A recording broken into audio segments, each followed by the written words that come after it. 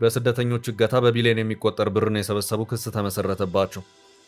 በሊቢያ ስደተኞችን አሳግተው 2.1 ቢሊዮን ብር ሰብስበዋል የተባሉ 28 ሰዎች ክስ ተመሰረተባቸው።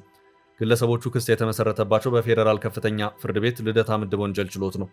የፍትህ ሚኒስቴር የተደራጁና ድንበር ተሻጋሪ ወንጀል ጉዳዮች ዳይሬክቶሬት አቃቤ ሕግ በክስ ዝርዝሩ እንዳስረዳው ክሱን ያቀረበው በሊቢያ መስመር በሰው ልጅ የሚነግዱ ዋና ዋና አዘዋዋሪዎች ላይ ትኩረት ተደርጎ በተካሄደ ምርመራ መነሻነት ነው።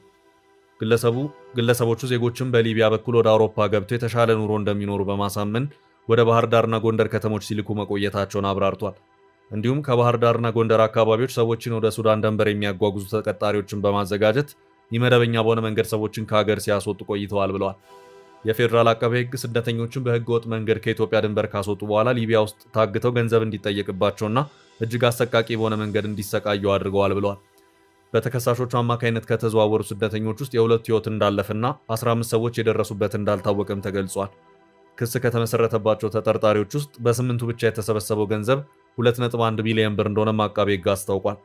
ፍትህ ሚኒስቴር ዛሬ ማክሰኞ ጥር 19 2018 ዓ.ም ያወጣው መረጃ እንደሚያመለክተው ይህ ክስ የተመሰረተው በሊቢያ መስመር በሰው ልጅ የሚነግዱ ዋና ዋና አዘዋዋሪዎች ላይ ትኩረት አድርጎ የተካሄደን ምርመራ መነሻ በማድረግ ነው።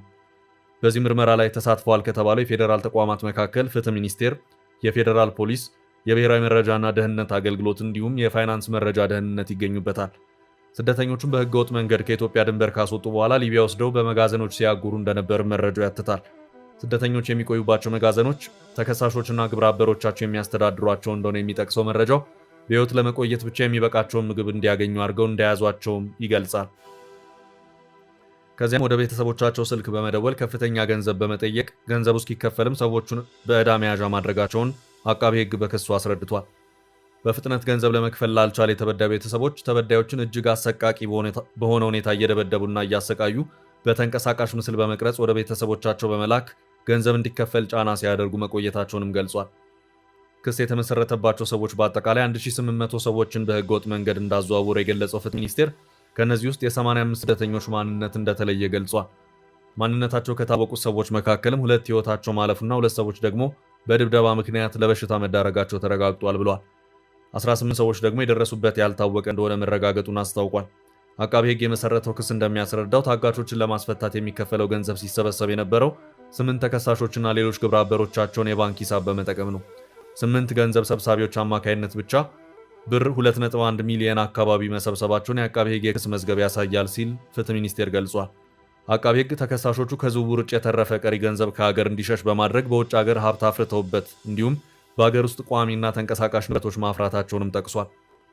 አቃቤ ሕግ በቁጥጥር ስር በኋላ 28 ተጠርጣሪዎች ላይ 3 ክሶችን እንደመሰረተ ተገልጿል። የመጀመሪያው ክስ የከባድ በሰው ልጅ መነገድ ወንጀል ሲሆን በወንጀል ድርጊት የተገኘን ገንዘብ ወይም ንብረት ህጋዊ አስመስሎ ማቅረብ ድርጊትም ከክሶቹ መካከል ነው። ሶስተኛው ክስ ህገወጥ ሐዋላ በመስራት ሀብት የማሸሽ ወንጀል እንደሆነ ተገልጿል። ተከሳሾቹ ያፈሯቸው ቤቶች፣ ተሽከርካሪዎች እና ከ71 ሚሊዮን ብር በላይ የሆነ ገንዘብ ለማካካሻነት እንደታገደም ፍትህ ሚኒስቴር አስታውቋል።